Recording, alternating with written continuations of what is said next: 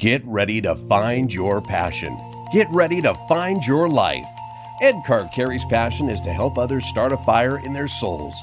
Ed has owned and operated many successful businesses, been nationally recognized and recommended for his sales training and motivational speaking. And now he's here to guide you into finding your passion. Here's EdCarcarey.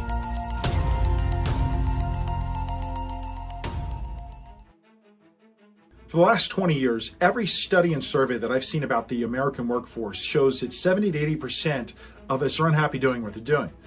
That causes a whole lot of problems in every area of our life. It also causes this.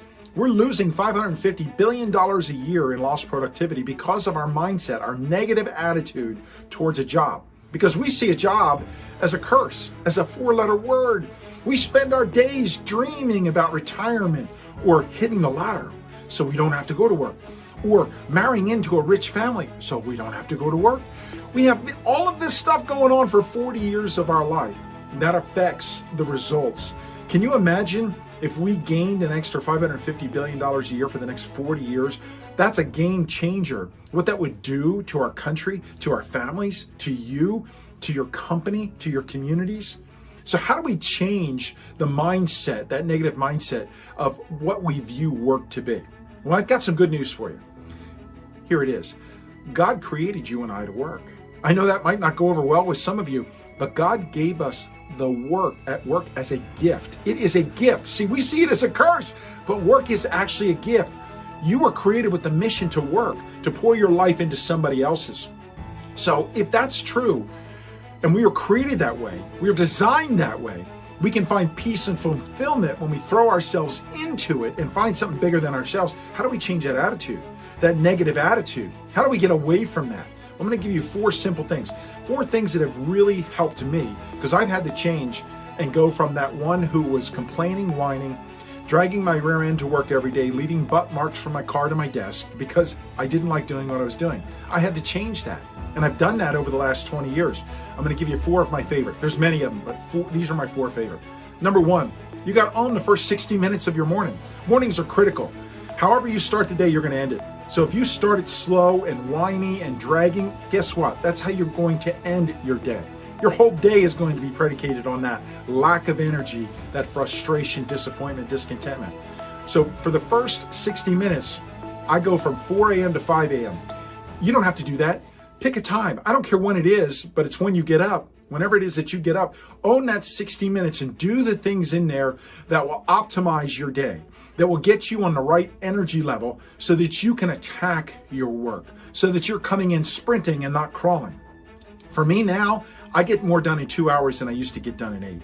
And that's because for the first 60 minutes, I have designed and owned that time so that it benefits me the best throughout the day.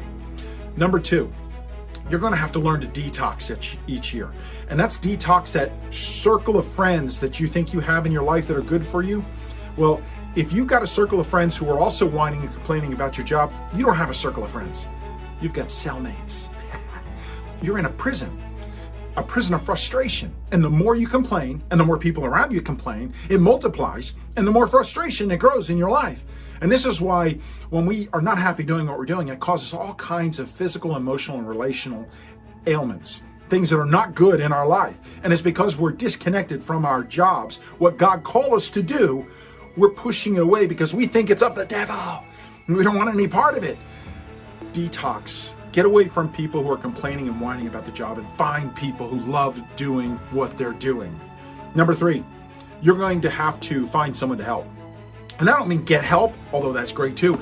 I mean pour your life into somebody. Each day, find somebody at your job, at work, that needs your help to become better, to help them get what they want out of life. Zig Ziglar says it this way: help enough people get what they want, you'll get what you want. You want to change the atmosphere of your company, change how you view your company, start helping people. Make your job bigger than your paycheck and the benefits, because if that's all it is, you don't have a job. Again, you have a prison sentence for the next 40 years. And number 4, make the commitment. It's for better or worse. Look, jobs are going to be good and bad. There's just no way around it. There's no such thing as a perfect job because there's imperfect people. We're all imperfect. So when we get together in groups, sometimes bad things happen. That's life. Get over it. Make it work. Figure it out. Burn all your bridges. No mistresses. And when I got married 38 years ago, I didn't say, hey, I'll try it. Let's do it for 30 days and see. I'm going to keep the girlfriend in the back pocket just in case you don't work out. My wife would have beat the snot out of me. No, that doesn't work. Burn your bridges. Throw your little black book away. Make this job work. Learn to water and fertilize your own grass and stop looking at other people's grass. Make that commitment. I promise you this, if you'll do these things, work will become a blessing for you. Something you'll look forward to the same way you do a vacation. And that's a great way to live for the next 40 years. My name is EdCarcarey, and I'd love to connect with you. You can find me at EdCarcarey.com. Find your passion. Find your life.